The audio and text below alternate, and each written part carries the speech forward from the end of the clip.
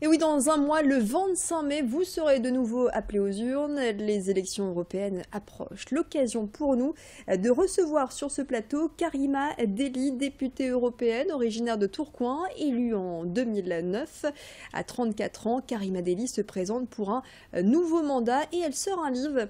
La politique ne me fait pas perdre le nord aux éditions Latengo. Et pour en parler, bien évidemment, on accueille tout de suite sur ce plateau Karima Delli. Bienvenue. Bonjour. Alors vous sortez ce livre, une petite présentation, je le disais, vous avez été élu en 2009 sur la liste de Daniel Cohn-Bendit. Vous êtes nordiste, vous êtes donc élue européenne. Ce livre dont on vient de voir la jaquette, c'est une sorte de carnet de bord d'une eurodéputée. Pourquoi avoir voulu nous faire partager les coulisses du Parlement européen ? D'une part, c'est de vous faire partager mon expérience. Alors c'est vrai lorsqu'on est petite ou lorsqu'on est juste étudiante à Lille, jamais je m'étais dit qu'un jour j'allais devenir députée européenne. Et c'est vrai que ça a été la surprise pour tout le monde, pour ma famille, pour mes amis, de me voir entrer dans ce Parlement européen. Et je voulais montrer à quel point l'institution du Parlement européen, c'est une institution qui permet d'avancer dans les droits et permet aussi de découvrir un monde qu'on ne connaît pas assez. Donc c'est pour aussi parler d'Europe et bien sûr d'écologie. Donc ça, c'était le premier but. Et le deuxième but, c'était vraiment de montrer, c'est vrai qu'on est dans un phénomène où les institutions politiques, elles ne sont pas assez représentatives. Il n'y a pas assez de jeunes, pas assez de femmes, pas de gens, comme on dit, issus d'immigration, etc., etc. Et je voudrais juste montrer à quel point, je ne veux pas être une exception. Je voudrais que tout le monde puisse avoir la chance demain de rentrer dans ces institutions. Alors sans rentrer dans les clichés, effectivement, vous êtes fille d'ouvrier, née à Roubaix, vous avez grandi à Tourcoing, fait vos études à Lille, et vous êtes, comme vous dites, entrée en politique comme par effraction. Vous ne vous sentiez pas prédestinée à cette carrière ? Je pense que quand on rentre en politique, on n'est jamais, on est un peu préparé. Alors que là, moi, j'étais 4e d'une liste, et donc ma vie ne se résumait pas à absolument être élue. Bien au contraire, mais j'avais juste une vocation, je voulais changer le monde, et comme aujourd'hui j'ai encore envie de redonner espoir aux citoyens et aux citoyennes, et montrer à quel point on peut essayer, dans un premier temps, de changer le monde. Et c'est vrai que ce livre, j'ai envie de redonner goût à la politique, j'ai envie de redonner goût à l'écologie, et surtout en ce moment à l'Europe. Alors c'est vrai que je ne l'ai pas précisé, vous êtes candidate Europe Écologie Les Verts. Depuis 2009, concrètement, vous gérez les questions sociales au Parlement européen. Expliquez-nous un petit peu en quelques secondes votre travail. Très simplement, c'est qu'à partir de mon vécu, vous avez juste dit mon père est ouvrier, c'est une fierté, je viens d'une classe populaire et je sais ce qu'est être un peu dans la galère et dans la misère.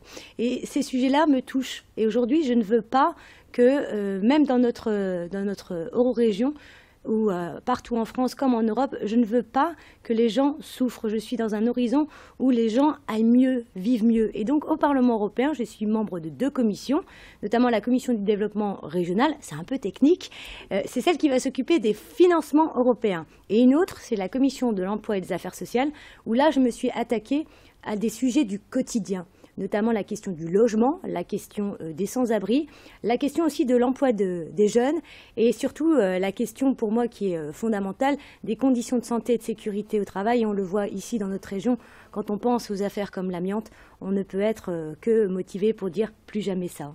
Karima Delli, le taux d'abstention est énorme aux élections européennes. On prévoit 65% à peu près d'abstention. Qu'est-ce que vous pouvez dire pour inciter les gens à aller voter dans un mois ? Très simplement, l'Europe, c'est ce que vous en faites.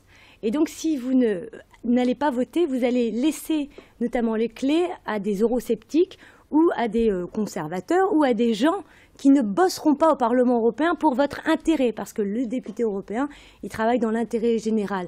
Et que si demain on laisse faire, justement, détricoter l'Europe, on n'aura pas plus de droits, pas plus d'Europe qui protège. Vous savez, je vais vous donner un exemple très concret. Si demain, et encore aujourd'hui, on n'a pas d'OGM dans nos assiettes, c'est grâce à l'Union européenne. Si vous n'avez pas de pesticides ou de produits chimiques dans vos assiettes, c'est grâce à l'Union européenne. L'Europe finance ici en Nord-Pas-de-Calais 5000 projets tous les secteurs, que ce soit par exemple sur de la rénovation thermique, pour permettre à des populations de payer moins de factures et donc un pouvoir d'achat pour vivre bien dans son logement, pour essayer de relancer une petite entreprise, etc., etc. Vous voyez, l'Europe, c'est plein de choses, mais là, on est à un moment crucial, c'est est-ce qu'on veut déconstruire l'idée de la construction européenne ou est-ce qu'on veut faire progresser l'Europe? Donc ça veut dire plus d'Europe, mieux d'Europe, et pour cela, il faut plus d'écologistes au Parlement européen. Une dernière question en quelques secondes, parce qu'il nous reste vraiment très peu de temps. Le FN en tête dans le Grand Est, selon un sondage IFOP. Qu'est-ce que vous en pensez? Alors ce ne sont que des sondages.